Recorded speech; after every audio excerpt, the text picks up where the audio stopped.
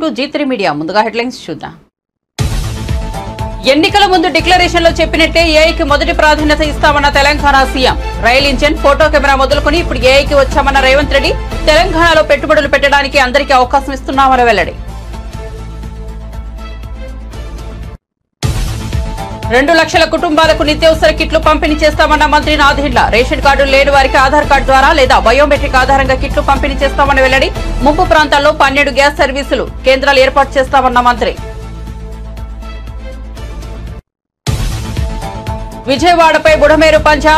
వరద ముంపునకు గురైన లక్షలాది మంది ప్రజలు. జగన్ ముసలి కన్నీరు కార్చడానికి వచ్చాడన్న దేవినేడు ఉమా. జగన్ విషం చిమ్మేందుకే వచ్చాడంటూ విమర్శలు.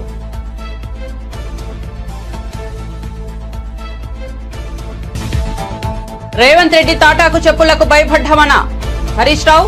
ప్రభుత్వం అందించాల్సిన సహాయాన్ని తాము చేస్తుంటే ఓర్వలేక దాడులకు పాల్పడుతున్నారని మండిపాడు. బాధితులకు అన్నం, నీళ్లు కాంగ్రెస్ ప్రభుత్వం ఇవ్వలేకపోయిందని ఆగ్రహం. ఎమ్మెల్యే కోనేటి ఆదిమూలం తనను లైంగికంగా వేధించాడంటూ మీడియా ముందుకు వచ్చిన ఓ మహిళ. సోమాజిగూడ ప్రెస్ క్లబ్ లో వివరాలు వెల్లడి. లైంగిక వేధింపుల ఆరోపణలతో టీడీపీ నుండి ఆదిమూలం సస్పెండ్.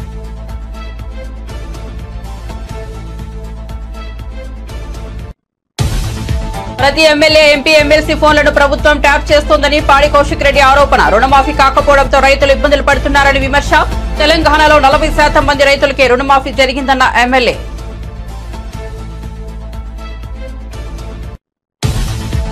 విజయవాడ కలెక్టర్ కార్యాలయంలో సీఎం చంద్రబాబును కలిసిన ఒంగోలు ఎంపీ. వరద బాధితుల సహాయార్థం ముఖ్యమంత్రి సహాయ నిధికి 1,50,00,000 విరాళం అందజేత.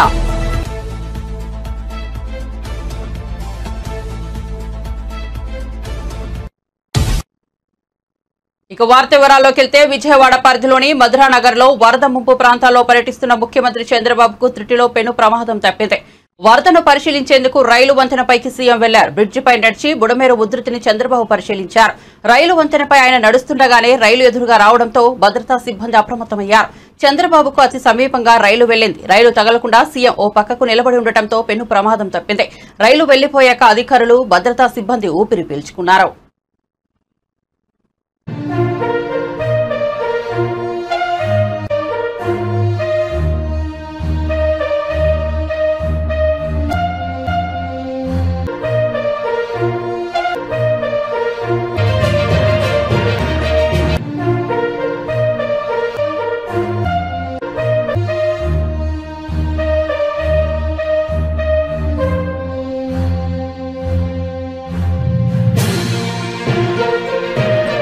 ఎన్నికల ముందు డిక్లరేషన్ లో చెప్పినట్లే ఏఐకి మొదటి ప్రాధాన్యత ఇస్తున్నామని సీఎం రేవంత్ రెడ్డి అన్నారు. హైదరాబాద్ ఇంటర్నేషనల్ కన్వెన్షన్ సెంటర్ లో రేపు సదస్సు జరగబోతోంది. ముఖ్యమంత్రి రేవంత్ రెడ్డి, ఐటీ పరిశ్రమల శాఖ మంత్రి శ్రీధర్ బాబు ఈ సదస్సును ప్రారంభించారు. ఆర్టిఫిషియల్ ఇంటెలిజెన్స్ అందరికీ అందుబాటులో రావాలనే ఉద్దేశంతో ప్రభుత్వం ఈ సదస్సును నిర్వహిస్తోంది. గ్లోబల్ సమ్మిట్ లో ఏఐ రోడ్ మ్యాప్ ను ముఖ్యమంత్రి రేవంత్ రెడ్డి విడుదల చేశారు. ఇదే సదస్సులో రేవంత్ రెడ్డి మాట్లాడుతూ ఐటీ రంగంలో ప్రపంచంలోని ప్రతి ఒక్కరి దృష్టిని ఆకర్షించేందుకు అత్యంత ప్రతిష్టాత్మకంగా ఈ సదస్సు నిర్వహిస్తున్నట్లు తెలిపారు. హైదరాబాద్ లో నిర్మించనున్న 4 నగరంలో 200 ఎకరాల విస్తీర్ణంలో ప్రతిష్టాత్మకంగా ఏఐ సిటీని ఏర్పాటు చేయాలని నిర్ణయించినట్లు తెలిపారు. రైల్ ఇంజిన్, ఫోటో కెమెరా మొదలుకొని ఇప్పుడు ఏఐకి వచ్చామన్నారు. క్రమంగా technology పెరుగుతోందన్నారు. The first aeroplane changed the world forever. The innovation of electricity, or bulb, TV, camera, computer, they all change the world. Today, a greatest of technology innovation is here, artificial intelligence. When any new technology comes, it brings both hope and fear.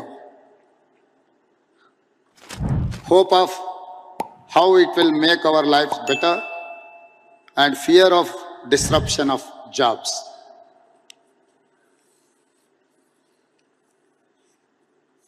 If we think of India's future, no city is as perfectly ready for a revolution as Hyderabad.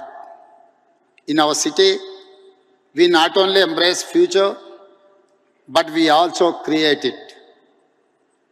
Our commitment to artificial intelligence is not now. We have already taken big steps for AI we want to lay a strong foundation for our future. Telangana AI Mission or TAIM in partnership with NASSCOM will help us implement AI framework in Telangana. We will continue to bring government and industry experts together to drive innovation. The AI Summit today in Hyderabad is our declaration. We are ready for AI. We will create AI's future and set standards. I welcome all of you to the city of the future. Let us all come together and script a great new future. Thank you. Nothing will change society and lives as technology and innovation. ఓటర్ల జాబితా ప్రత్యేక సవరణ కార్యక్రమం 2025 August 20 నుంచి ప్రారంభమైందని తెలంగాణ ఎన్నికల ప్రధానాధికారి సుదర్శన్ రెడ్డి వెల్లడించారు. రాబోయే 4 నెలలు ఈ కార్యక్రమం జరుగుతుందని చెప్పారు. ఇప్పటికే 18 ఏళ్లు నిండిన వారందరూ 2025 జనవరి 1వ తేదీకి 18 ఏళ్లు నిండబోయేవారు ఓటర్లుగా నమోదు చేసుకోవడానికి అర్హులని తెలిపారు.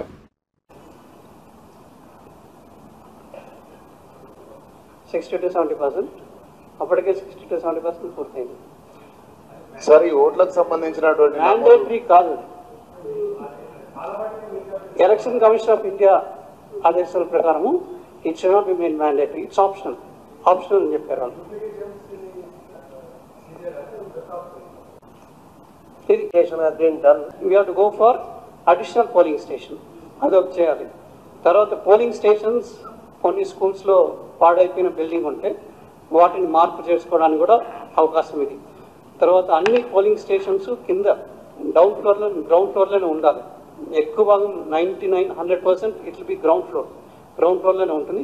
ఎక్కడైనా ఫస్ట్ ఫ్లోర్లో ఉన్నట్టయితే దాన్ని మార్చుకొని గ్రౌండ్ ఫ్లోర్కి తీసుకురావాలి. ఎక్కువ 98% మొత్తం గవర్నమెంట్ బిల్డింగ్స్లోనే ఉన్నాయి. కేవలం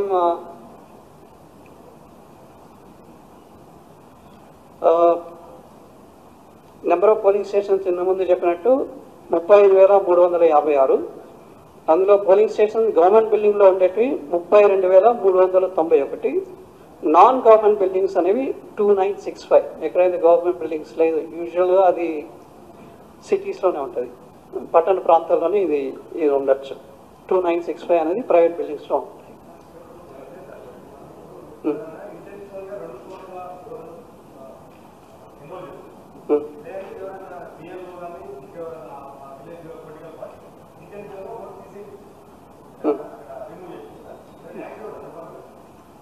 బిఎల్ఓస్ పైన యాక్షన్ ఉంటుంది.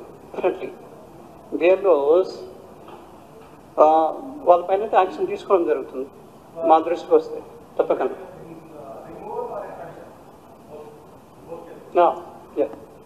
Wrong removal, correct, wrong removal, అది రాంగ్ రిమూవల్ మా దృష్టికి వస్తే మేము మెమో ఇచ్చి వాళ్ళని కరెక్ట్ చేయమని చెప్తాము. ఈ లాస్ అంటే కరెక్ట్. యూజువలీ చెప్పిన వెంటనే యాక్షన్. టీడీపీ సీనియర్ నేత దేవినేని ఉమా టీడీపీ కార్యాలయంలో మీడియాతో మాట్లాడుతూ మాజీ సీఎం జగన్ పై తీవ్రస్థాయిలో ధ్వజమెత్తారు. దెయ్యాలు వేదాలు వలించినట్లు జగన్మోహన్ రెడ్డి ముసలి కన్నీరు కార్చడానికి విజయవాడ నగరంలో పట్టుమని కొన్ని నిమిషాల్లో ఓదార్పు కార్యక్రమం చేశాడని పేర్కొన్నారు.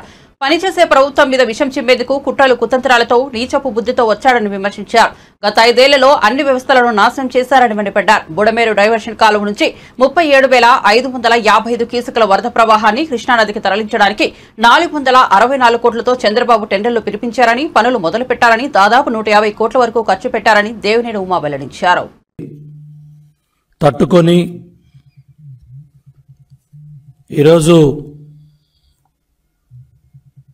చంద్రబాబు నాయుడు గారి ప్రభుత్వం గత 5-6 రోజులుగా కూటమి ప్రభుత్వం అన్ని విధాలుగా కూడా వరద బాధితులకి సహాయాన్ని అందిస్తూ స్వయంగా చంద్రబాబు నాయుడు గారే కలెక్టరేట్లో బస్ చేసి యంత్రాంగాన్ని మొత్తం పరిగెత్తిస్తూ దగ్గర దగ్గర జేసీబీ మీదే 22 కిలోమీటర్లు ప్రయాణం చేసి బాధితులకు ధైర్యం చెప్తూ పిల్లలకి పాలు దగ్గర నుంచి భోజన సదుపాయాల దగ్గర నుంచి బుడమేరు బాధితులకి అన్ని విధాలుగా సాయం చేయటానికి అధికార యంత్రాంగం, ప్రజాప్రతినిధులు, స్వయంగా ముఖ్యమంత్రి గారే రంగంలో ఉండి పర్యవేక్షిస్తూ ఉంటే దెయ్యాలు వేదాలు వల్లించినట్టు జగన్ రెడ్డి ముసలి కన్నీరు కారవటానికి నిన్న విజయవాడ నగరంలో పట్టుమని కొన్ని నిమిషాల్లోనే ఓదార్పు కార్యక్రమాలు చేసి పనిచేసే ప్రభుత్వం మీద విషం జిమ్మే కార్యక్రమాన్ని ఒక యంత్రాంగానికి ధైర్యం చెప్పి ప్రజలకు ధైర్యం చెప్పి పరిగెత్తిస్తా ఉన్న ముఖ్యమంత్రి మీద విషం జిమ్మటానికి కుట్రలో కుతంత్రాలతో నీ నీచపు బుద్ధితో 5 సంవత్సరాలు వ్యవస్థలను నాశనం చేసి బుడమేరు డైవర్షన్ ఛానల్కి 37,555 క్యూసిక్ల వరద ప్రవాహాన్ని కృష్ణానదికి తరలించటానికి 464 కోట్లతో చంద్రబాబు నాయుడు గారు టెండర్లు పిలిపించి పనులు మొదలుపెట్టి దగ్గర దగ్గర 150 కోట్లు ఖర్చు పెడితే 5 సంవత్సరాల జగన్ రెడ్డి పరిపాలనలో, వైసీపీ ప్రభుత్వ పరిపాలనలో పనులను నిలుపుదల చేసి పక్కన పెట్టి ఈ దుర్మార్గానికి నువ్వు కారణం కాదా జగన్ రెడ్డి అని నేను ప్రశ్నిస్తా ఉన్నా. వరద బాధితులకు శుక్రవారం నుంచి నిత్యావసరాల కిట్లు పంపిణీ చేయనున్నట్లు పౌర సరఫరాల శాఖ మంత్రి నాదెండ్ల మనోహర్ తెలిపారు. మొదటి రోజు 50,000 కుటుంబాలకు కిట్లు పంపిణీ చేసేందుకు ఏర్పాట్లు చేస్తున్నామన్నారు. 25 కేజీల బియ్యం, కేజీ కందిపప్పు, కేజీ పంచదార, 2 కేజీల ఉల్లిపాయలు, 2 కేజీల బంగాళాదుంపలు, లీటర్ వంట నూనెతో కూడిన కిట్ను బాధితులకు అందజేయనున్నట్లు చెప్పారు. గురువారం నుంచి వరద ప్రాంతాల్లో సబ్సిడీ ధరలపై కూరగాయల విక్రయాలు మొదలయ్యాయన్నారు. 2 లక్షల కుటుంబాలకు నిత్యావసరాల కిట్లు పంపిణీ చేసేందుకు ఏర్పాట్లు పూర్తి చేశామని తెలిపారు. ఈ ఫోర్స్ మిషన్ ద్వారా సరుకుల పంపిణీ జరుగుతోందన్నారు. రేషన్ కార్డు లేని వారికి ఆధార్ కార్డు లేదా బయోమెట్రిక్ ఆధారంగా పంపిణీ చేస్తామని స్పష్టం చేశారు. గ్యాస్ కంపెనీలు కూడా సర్వీస్ చేసేందుకు ముందుకు వచ్చాయని, ముంపు ప్రాంతాల్లో 12 సర్వీస్ కేంద్రాలు ఏర్పాటు చేస్తారని వెల్లడించారు. ప్రభుత్వం తరఫున కోరేది దయచేసి కొంచెం సమయం పాటించండి, సహకరించండి. ప్రతి ఒక్కరికి అందించాలని ముఖ్యమంత్రి గారు ఆల్రెడీ మాకు ఆదేశించారు. ఎక్కడైతే ముంపు ప్రాంతాల్లో ఇంకా ఇబ్బందులు పడుతున్నారో ముందుగా వారికి ప్రాధాన్యత ఇచ్చి ఆ ప్రాంతాలతో మొదలు పెట్టమన్నారు. కాబట్టి రేపు వీలైనంత వరకు రేపు ఉదయం 10 గంటలకే మొదలుపెట్టి రాత్రి వరకు కూడా కొనసాగి ఎక్కువ శాతం మేము రేపే పూర్తి చేయడానికి మా వంతు మేము ప్రయత్నం చేస్తాం. వీటితో పాటు నిన్న ముఖ్యమంత్రి గారు సమీక్షించినప్పుడు చాలామంది గ్యాస్ సిలిండర్ల గురించి, గ్యాస్ స్టవ్ల గురించి, కనెక్షన్స్ గురించి ఆయన దృష్టికి తీసుకొచ్చారు. దానిపైన ఈరోజు ఎల్పిజి సరఫరా చేసే 3 కంపెనీలతో కూడా మీటింగ్ నిర్వహించాం. వారు కూడా ముందుకు వచ్చి ఆదుకుంటామనే అభిప్రాయం వ్యక్తపరిచినప్పుడు 12 ఉచితంగా సర్వీస్ క్యాంప్స్ ఏర్పాటు చేస్తామని వాళ్ళు ముందుకు వచ్చారు. 12 ప్రాంతాల్లో ఉచితంగా సర్వీస్ క్యాంప్స్ ఏర్పాటు చేసి వీరికి ఏ సమస్య ఉన్నా కూడా సిలిండర్ల విషయంలో కానివ్వండి, గ్యాస్ స్టవ్ల విషయంలో కానివ్వండి, పైపుల విషయంలో కానివ్వండి, ఎక్కడ కూడా వారు ఇబ్బంది పడకూడదు. అనవసరంగా వాళ్ళు వెళ్ళి మళ్ళీ ఇంకోసారి టెక్నీషియన్స్ కోసమో సర్వీస్ పీపుల్ కోసం వెతుకోవాల్సిన అవసరం లేకుండా 12 ప్రాంతాల్లో ఈ ఎల్పిజి సరఫరా చేసే కంపెనీస్ 3 కూడా ఐఓసిఎల్, బీపీసీఎల్, హెచ్పిసిఎల్ వీళ్ళు 3 కూడా రేపు ఉదయం నుంచి వారు కూడా ఈ ఉచితంగా ఈ సర్వీస్ క్యాంప్స్ ఏర్పాటు చేస్తామని వాళ్ళు కూడా ముందుకు వచ్చారు. వారికి కూడా ప్రత్యేకంగా ధన్యవాదాలు. ఇందాక నేను చెప్పినట్టు ఈ 25 కిలోలు బియ్యం ఒక బస్తా అయితే మిగతా సరుకులు అన్నీ కూడా కలిపి ఒక బస్తాలో మేము పొందుపరిచి లీటర్ పామాయిల్తో పాటు ప్రతి ఇంటికి కూడా మేము సరఫరా చేసే విధంగా ఉచితంగా ఏర్పాటు చేశాం. మరొకసారి ప్రజలందరినీ కూడా నేను కోరేది 179 వార్డు సచివాలయాల్లోనూ 3 గ్రామ సచివాలయాల్లో కూడా ఈ సరఫరా జరుగుతుంది. దయచేసి బాపట్ల మాజీ ఎంపీ వైఎస్ఆర్సీపీ నేత నందిగాం సురేష్ ను ఆంధ్రప్రదేశ్ పోలీసులు అక్రమంగా అరెస్ట్ చేశారు. అరెస్టుపై నందిగాం సురేష్ భార్య బేబీ లలిత మీడియాతో మాట్లాడారు. నా భర్త మీద అక్రమ కేసులు పెట్టేందుకు పోలీసులు సిద్దమవుతున్నారన్నారు. ఆయనకు ఏమైనా జరిగితే అందుకు సీఎం చంద్రబాబుదే బాధ్యత అన్నారు. వైఎస్ఆర్సీపీ అధినేత వైఎస్ జగన్మోహన్ రెడ్డి అంటే నా భర్తకు అభిమానం, అదే చంద్రబాబుకు నచ్చడం లేదు. ఈ రాష్ట్రంలో అరెస్టు చేసేంత తప్పులు చేశారంటే అందులో మొదట ఉండేది చంద్రబాబేనని అన్నారు. సింగనగర్ సాక్షిగా చంద్రబాబును అరెస్టు చేయాలని అన్నారు. కూల్చేదానిలో టీడీపీ పార్టీ ఆఫీస్ కూల్చేదానిలో ఏ మీడియాలోనైనా లేకపోతే ఏ నందిగం సురేష్ గారు ఉన్నట్టు ఏ ఒక్క సాక్ష్యమైనా ఉంటే ఇదిగో నందిగం సురేష్ గారు ఎలా ఉన్నారు, ఇదిగో ఫోటో అని చూపించవచ్చు కదా. ఇది పర్సనల్ గా రాజకీయ కక్షపూరితంగానే నా భర్తని అరెస్ట్ చేశారు. ఈ స్టేషన్లో నా భర్తకి ఏదన్నా జరిగితే ఈ రోజు వరకు తను చాలా హెల్దీగా లోపలికి వెళ్ళారు, చాలా యాక్టివ్గా ఉన్నారు.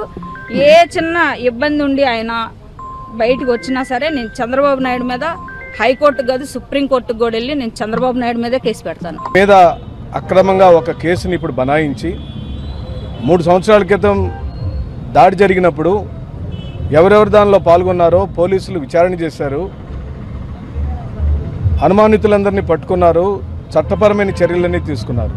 నేను ఒక మాజీ ఎమ్మెల్యేని, మా పార్టీకి సంబంధించిన ఎస్సీ విభాగ రాష్ట్ర అధ్యక్షుడయ్యా, కనీసం వెళ్ళి చూసి వస్తానని అడిగినా కూడా గంట సేపటి నుంచి ఎస్ఐ స్థాయి వ్యక్తులను బతిమలాడుతున్నా కూడా కాలు ముందుకు వేయనీయలేదు. కనీసం పోలీస్ స్టేషన్ గేట్లో కూడా మమ్మల్ని రానిలేదు. అంటే అంటరానితనం, మాలా మాదిగలు అరెస్ట్ కాబడితే కూడా పలకరించే దిక్కుమొక్కులేని ఈ రాష్ట్రంలో మా దయనీయమైన పరిస్థితిని ఈ రాష్ట్ర ప్రజలందరికీ విన్నవిస్తున్నాం. మీరు 3 సంవత్సరాలు విజయవాడ వరద బాధితులకు ముఖ్యమంత్రి సహాయ నిధికి ప్రకాశం జిల్లా ఒంగోలు ఎంపీ మాగుంట శ్రీనివాసులరెడ్డి 1,50,00,000 విరాళం అందజేశారు. విజయవాడ వరద బాధితుల సహాయార్థం విజయవాడలోని కలెక్టర్ కార్యాలయంలో ముఖ్యమంత్రి నారా చంద్రబాబు నాయుడుని కలిసి 1,50,00,000 రూపాయల చెక్కును ఒంగోలు పార్లమెంట్ సభ్యులు మాగుంట శ్రీనివాసులరెడ్డి మరియు మాజీ పార్లమెంట్ సభ్యులు స్వర్గీయ మాగుంట సుబ్బరామరెడ్డి అల్లుడు ఆనం శివకుమార్ రెడ్డిలు అందజేశారు.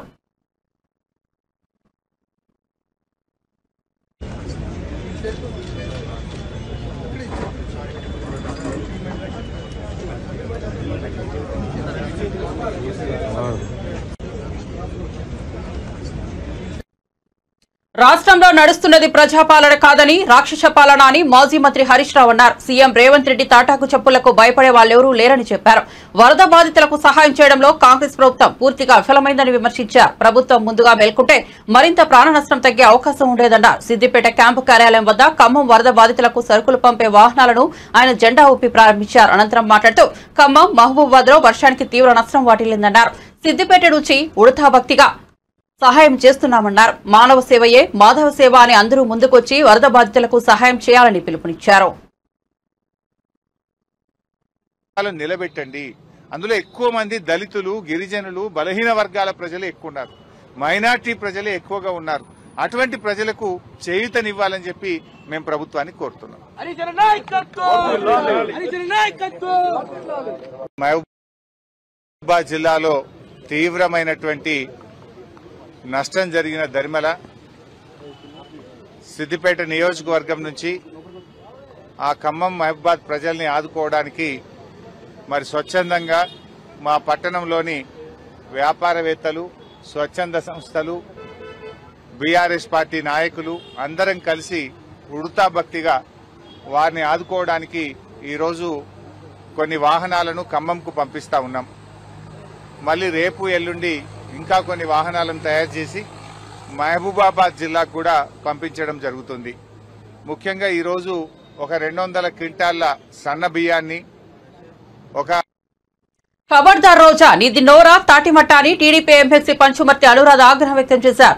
వరదలు వస్తే గొడుగులు పట్టుకుని రీల్స్ చేయడం కాదు అని విమర్శలు గుప్పించారు.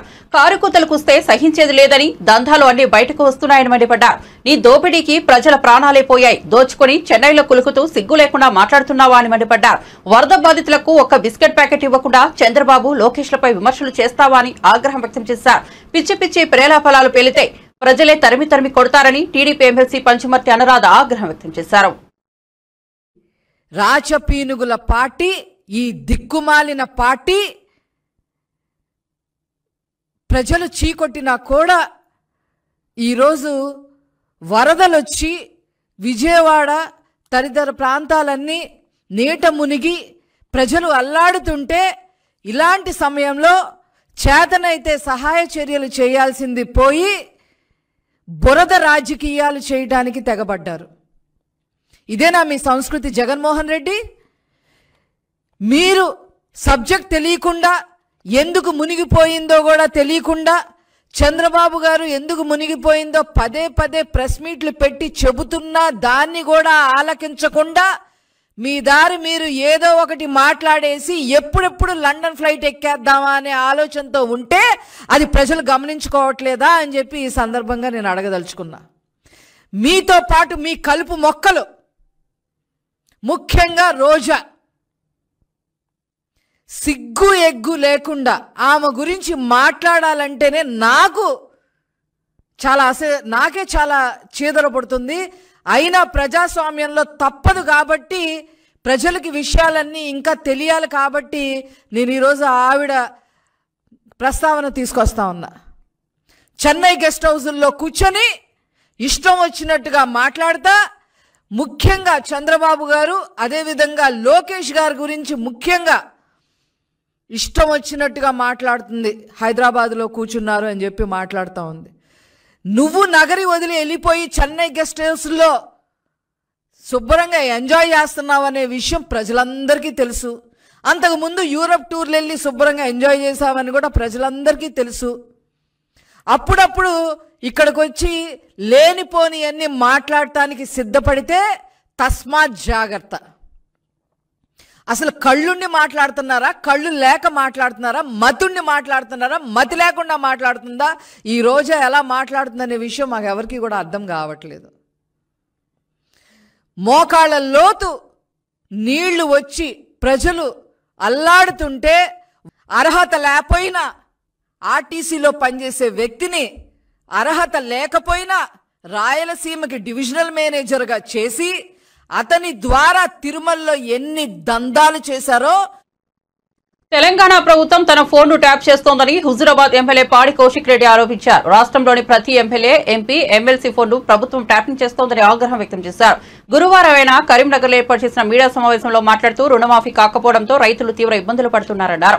తెలంగాణలో కేవలం 40% మంది రైతులకు మాత్రమే రుణమాఫీ జరిగిందన్నారు. అది ఏకకాలంలో జరగలేదన్నారు. తన నియోజకవర్గంలో ఓడిపోయిన వారు చెక్కులు పంచుతుండడం విడ్డూరమన్నారు. పార్లమెంట్ పరిధిలో సిపి ఫోన్ ట్యాప్ జరిగినప్పుడు ఎందుకు స్పందించడం లేదని కేంద్ర సహాయ మంత్రి బండి సంజయ్ని ప్రశ్నించారు. ఈ అంశంపై సిబిఐ విచారణ జరిపించాలని డిమాండ్ చేశారు. అధికార పార్టీ ఎమ్మెల్యేలు అయితేనో ఎమ్మెల్యే ఇచ్చిండ్రు, అధికార పార్టీ ఎమ్మెల్యేలు అయినప్పుడు ఎమ్మెల్యేలు ఇచ్చారు.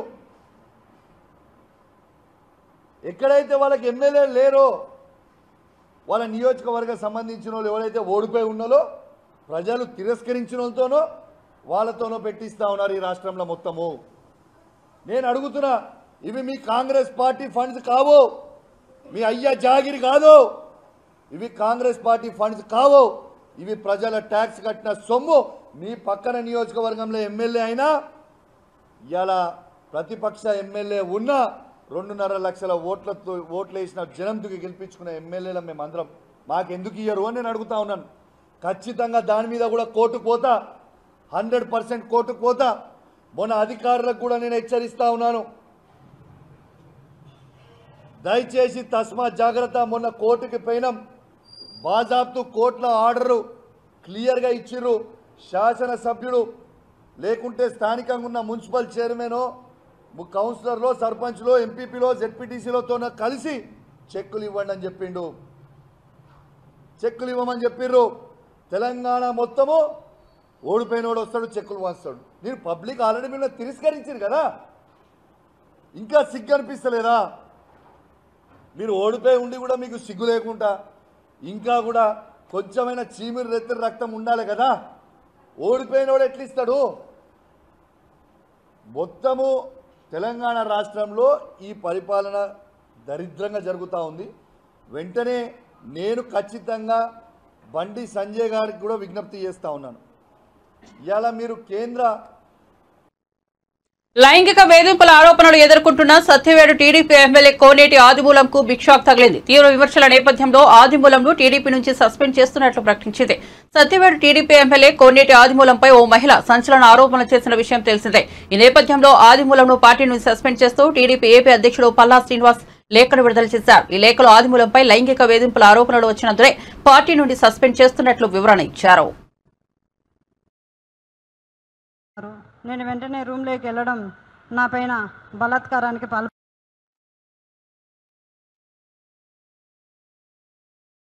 రోజు ఎమ్మెల్యే అయిన తర్వాత భీమాస్ ప్యారడైస్ తిరుపతికి రావాలని చెప్పి కోరగా నేను ఎమ్మెల్యే గారు ఏదో అర్జెంటుగా రమ్మంటా ఉన్నాడని చెప్పి నేను కార్ బుక్ చేసుకొని అక్కడికి వెళ్ళడం జరిగింది.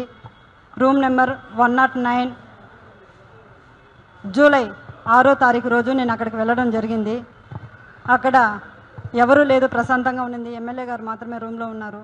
నేను వెంటనే రూమ్లోకి వెళ్ళడం నా పైన బలాత్కారానికి పాల్పడిన తర్వాత నేను అతనికి లొంగిపోవడం జరిగింది. జరిగిన తర్వాత ఈ విషయం ఎక్కడైనా బయట చెప్పావంటే నేను చంపేస్తాను, నీ కుటుంబాన్ని చంపేస్తాను అని చెప్పి బెదిరించడం జరిగింది. అందువల్ల నేను ఎవరికి చెప్పుకోకుండా నేను సైలెంట్గా ఉండిపోయాను. మళ్ళీ ఇంకొకసారి ఫోన్ చేసి నువ్వు కానీ రాలేదంటే నేను మళ్ళీ నీ కుటుంబాన్ని నీ భర్తని చంపేస్తానని చెప్పి నన్ను బెదిరించడం జరిగింది. బెదిరించడం ద్వారా నేను మళ్ళీ అక్కడికి భీమాస్ ప్యారడైస్కి వెళ్ళడం జరిగింది. వెళ్ళిన తర్వాత నేను పూర్తిగా ఆయన్ని అవాయిడ్ చేస్తూ వచ్చాను. నేను అవాయిడ్ చేశానని తెలుసుకున్న అతను నాకు పదే సైకోలాగా నిమిషానికి ఒకసారి ఫోన్ చేయడం జరిగింది. అది గుర్తించిన నా భర్త ఎమ్మెల్యే నీకు ఎందుకైతే ఇన్నిసార్లు కాల్ చేస్తున్నాడని చెప్పి నా మొబైల్ ఇంచేసి నన్ను కొట్టడం, నన్ను బెదిరించడం చాలా చేశాడు. చేసిన తర్వాత నేను ఆ బాధను భరించలేకుండా నాకు జరిగిన బాధని నేను ఆయనతో వివరించడం జరిగింది. వివరించినప్పుడు నా భర్త ఇలానే నీకే జరిగిందా, చాలామందికి జరిగిందా అన్నప్పుడు చాలా మహిళలు, గవర్నమెంట్ ఎంప్లాయీస్ కూడా ఉన్నారు ఇందులో, మహిళలు చాలామంది బలైపోతున్నారు చెప్పాను. నేను చెప్పినప్పుడు ఆయన సూచించాడు నన్ను ఈ చాలామంది మహిళల్ని కాపాడుకొని మనం బ్రతకాలి, మనం కాపాడుకోవాలని చెప్పి ఆయన నాకు ఒక పెన్ కెమెరాని అరేంజ్ చేసి ఇవ్వడం జరిగింది. జరిగిన తర్వాత ఆగస్టు 10వ తారీఖు భీమాస్ ప్యారడైస్కు 1:30 వెళ్ళడం జరిగింది. అక్కడ జరిగిన కామ క్రీడలను నేను రికార్డ్ చేసుకొని తీసుకొచ్చి నా భర్తకి ఇవ్వడం జరిగింది. అటు తర్వాత నేను మంగళగిరి పార్టీ ఆఫీస్ గారికి, పెద్దబాబు గారికి, చిన్నబాబు గారికి ఇద్దరికి నేను తెలియజేయడం జరిగింది. వాళ్ళ ద్వారా మాకు పిలుపు వస్తుందని ఇన్ని రోజులు వెయిట్ చేశాము. తర్వాత ఈ విషయం ఆయన తెలుసుకొని నన్ను బ్లాక్మెయిల్కి గురి చేయడము, మా ఇంటి చుట్టూ 4-5 మందిని పంపించి నన్ను వెతకడం చేస్తున్నాడు. నాకు ప్రాణహాని ఉంది, ప్రాణ భయంతో నేను ఇక్కడికి రావడం జరిగింది. అంతేకాకుండా ఇలాంటి చీడ పురుగులు తెలుగుదేశం పార్టీలో ఉన్న రోజులు తెలుగుదేశం పార్టీకి మంచి పేరు రాదని చెప్పి బాబు గారికి తెలియజేస్తున్నాను. అయ్యా బాబు గారు, నేనేదో తెలుగుదేశం పార్టీని కించపరచాలని చెప్పి నేను ఇక్కడికి రాలేదు. అతని వల్ల నాకు ప్రాణహాని ఉంది, నన్ను నేను కాపాడుకోవాలని చెప్పి నేను ఇక్కడికి రావడం జరిగింది. ఇతను బులెటిన్ ముగించే ముందు హెడ్లైన్స్ మరోసారి చూద్దాం.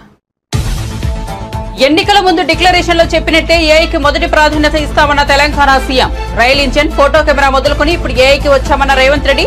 తెలంగాణలో పెట్టుబడులు పెట్టడానికి అందరికీ అవకాశం ఇస్తున్నామని వెల్లడి. 2 లక్షల కుటుంబాలకు నిత్యావసర కిట్లు పంపిణీ చేస్తామన్న మంత్రి నాదెండ్ల. రేషన్ కార్డులు లేని వారికి ఆధార్ కార్డు ద్వారా లేదా బయోమెట్రిక్ ఆధారంగా కిట్లు పంపిణీ చేస్తామని వెల్లడి. ముంపు ప్రాంతాల్లో 12 గ్యాస్ సర్వీసులు కేంద్రాలు ఏర్పాటు చేస్తామన్న మంత్రి. విజయవాడపై బుడమేరు పంజా. వరద ముంపునకు గురైన లక్షలాది మంది ప్రజలు. జగన్ ముసలి కన్నీరు కార్చడానికి వచ్చాడన్న దేవినేని ఉమా.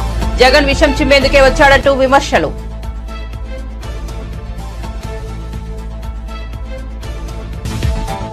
రేవంత్ రెడ్డి తాటాకు చెప్పులకు భయపడ్డామన్న హరీష్ రావు.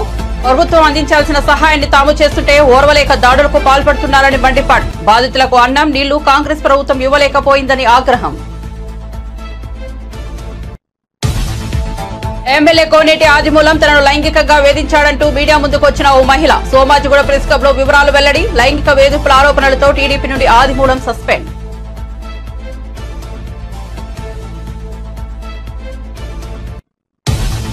ప్రతి ఎమ్మెల్యే, ఎంపీ, ఎమ్మెల్సీ ఫోన్లను ప్రభుత్వం ట్యాప్ చేస్తోందని పాడి కౌశిక్ రెడ్డి ఆరోపణ. రుణమాఫీ కాకపోవడంతో రైతులు ఇబ్బందులు పడుతున్నారని విమర్శ. తెలంగాణలో 40% మంది రైతులకే రుణమాఫీ జరిగిందన్న ఎమ్మెల్యే. మరిన్ని అప్డేట్స్ కోసం చూస్తూనే ఉండండి G3 మీడియా.